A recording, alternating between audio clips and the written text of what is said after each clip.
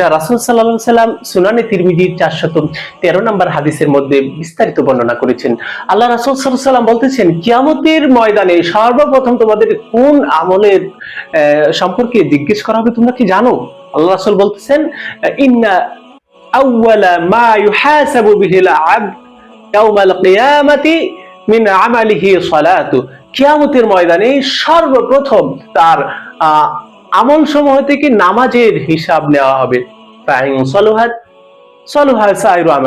যদি তার এই নামাজের যথাযথ উত্তর দিতে পারে, অ্যান্সারটা সঠিকভাবে দিতে পারে, তাহলে তার বাকি সকল আমলগুলো সহজ হয়ে যাবে, সকল আমলের হিসাবগুলো সহজভাবে সে দিতে পারবে। ফাকাদ আফলাহা ওয়া আনজাহা, সে সফল হয়ে যাবে, সে মুক্তি পেয়ে যাবে। আর ওয়াইন ফাসাদাত, আর যদি সে তার নামাজের হিসাবটাই সঠিকভাবে দিতে না পারে, তাহলে ফাসাদা সাইরু আমালিহি, তার অন্যান্য সকল আমল কি তার সঠিক উত্তর সে সুন্দরভাবে দিতে পারবে না, সেগুলোর হিসাব নিকাশ দিতে পারবে না। ফাকাদ খাবা ওয়া খাসার, আর সে কি ক্ষতিগ্রস্ত এবং ব্যর্থ হয়ে যাবে এবং সে জাহান্নামে প্রবেশ করবে।